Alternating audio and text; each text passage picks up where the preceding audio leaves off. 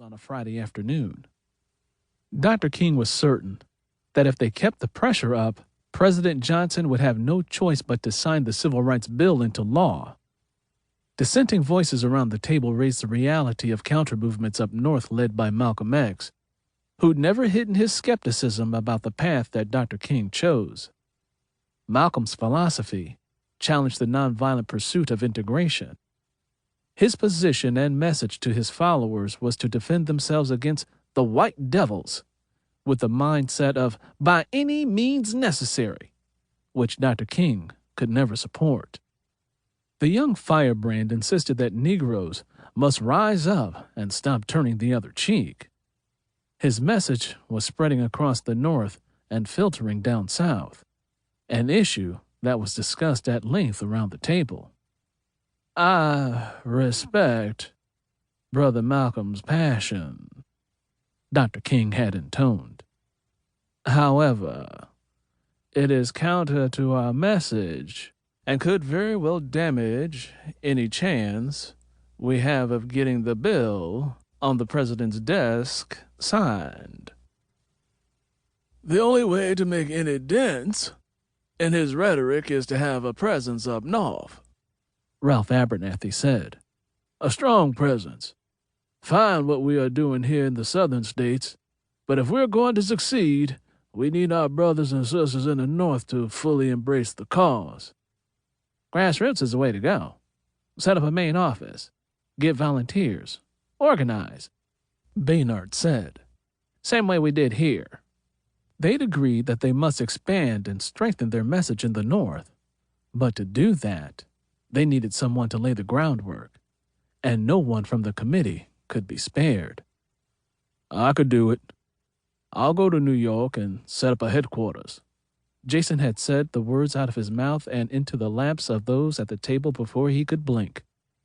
His heart thudded when all eyes had turned on him. Then the men broke into a half-hour debate on the merits of Jason Tanner starting up an office in New York. It was actually John who'd given the most impassioned words of support, reminding all the skeptics that, at one point, each of them had been Jason Tanner. Ultimately, Dr. King agreed, which made Jason's heart swell with pride, and plans would immediately get underway. The meeting had ended on a high note, touting the success of the march and Jason's relocation to New York. They all shook his hand and clapped him heartily on the back, each intoning how important his work in New York would be. The group finally dispersed with plans to meet the following week. Now, out from under the heavy gaze of men set on changing the world, he considered what he had just committed to do.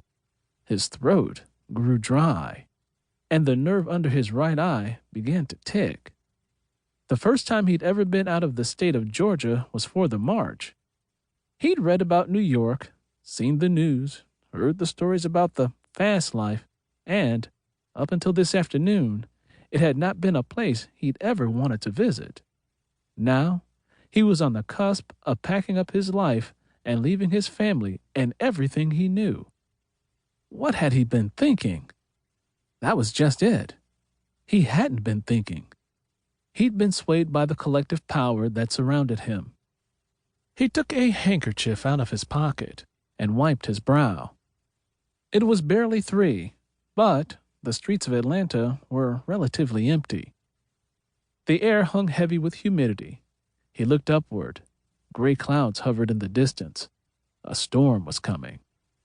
He undid the top button of his winter white shirt, starched to within an inch of its life, just the way he had been taught since he was old enough to handle the heavy iron without dropping it on his foot.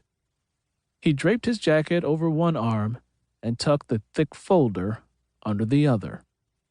Jason strolled down Hunter Street, trying not to think about the 15-minute walk in the sweltering heat, when a beautiful sky-blue Cadillac Eldorado with chrome rims polished until they gleamed glided by. Its owner was dressed to the nines, tan, wide-brimmed hat, with a suit to match.